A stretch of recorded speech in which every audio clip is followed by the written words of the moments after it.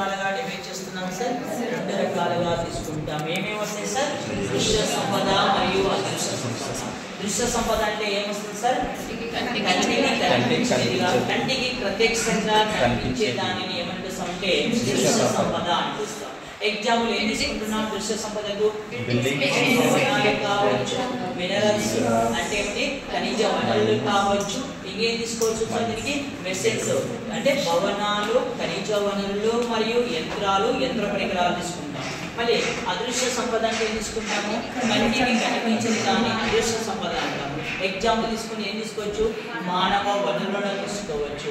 మానవ వనరులు తీసుకున్నప్పుడు ఎవరిని మానవ వనరులు తీసుకుంటున్నాము? వస్తు ఉత్పత్తి ప్రక్రియలో పాల్గొనే వారిని ఏమని పిలుస్తున్నాము? మానవ వనరులుగా పిలుస్తున్నాము. ఏ వయసు ఉన్న వారిని ఇక్కడ మనం వస్తోత్పత్తి ప్రక్రియలో పాల్గొనే వారిగా భావిస్తున్నాము.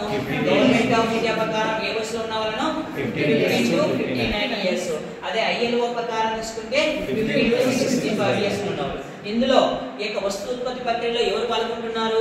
అక్షరాస్యులు పాల్గొంటున్నారు మరియు అక్షరాస్యులు కూడా పాల్గొనడం జరుగుతూ వస్తుంది సార్.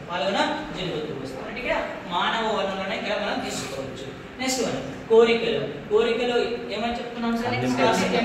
అంటే మానవుని యొక్క కోరికలు అనేవి అన్లిమిటెడ్. అనగా ఒక కోరిక తిరిగానే మరొక కోరిక ఉత్పన్నం అవుతుంది. ఒక కోరిక తిరిగానే మరొక కోరిక ఉత్పన్నం కావడం జరుగుతుంది. అదే విధంగా కోరికలు అనేవి పరస్పర పూరకాలు. ఒక కోరిక అదే విధంగా మనం ఏం చెప్తున్నాం ఇక్కడ? కోరికలు ప్రత్యామ్నాయాలుగా తీసుకోవడం జరుగుతుంది. మళ్ళీ కోరికలు అనేవి పోటీ పడడం జరుగుతుంది. దానికి ఎగ్జాంపుల్ దాన్ని చెప్పాను. ఎవరి గురించి? మన శివ తీసుకోవాలి. ఏంటి? SI కానిస్టేబుల్ గ్రూప్ 3 పోస్టులు వచ్చాయి. ఏ పోస్ట్ ఎంపిక చేసుకోవాలనే విషయంలో తీసుకున్నాం. అదే విధంగా తీసుకున్నప్పుడు ఇది సార్. నెక్స్ట్ బ్యాంకింగ్ వ్యవస్థ. బ్యాంకింగ్ అనే పదం ఏ భాష పదం నుండి ఆవిర్భవించింది?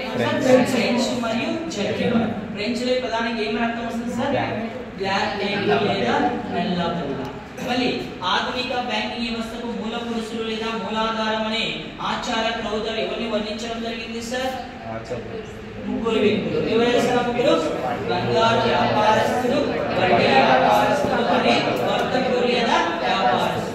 ఆధునిక బ్యాంకింగ్ వ్యవస్థకు ఈ ముగ్గురు మూలాధారం అని చెప్పినటువంటి వ్యక్తి ఎవరు సార్?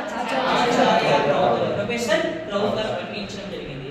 అదే విధంగా మన దేశంలో ఆధునిక బ్యాంకింగ్ వ్యవస్థ ఆవిర్భవించక ముందు భారతదేశంలో వివిధ ప్రాంతాల్లో బ్యాంకర్స్ గా కొనసాగిన కుటుంబాలు ఏమున్నాయి సార్? ఇక్కడ బెంగాల్ లేదా కలకత్తా ప్రాంతంలో ఎవరు సార్? సేఠ్ కుటుంబాలు. గుజరాత్ లేదా సూరత్ ప్రాంతంలో అరుణ్జీ మరియు నాజీ కుటుంబము. బీహార్ లేదా పాట్నా ప్రాంతంలో షా కుటుంబము. మద్రాస్ లేదా తమిళనాడు ప్రాంతంలో చెట్టియార్స్ కుటుంబం కొనసాగడం జరిగింది సార్. ఎవరు? చెట్టియార్స్ కుటుంబం కొనసాగడం జరిగింది. నెక్స్ట్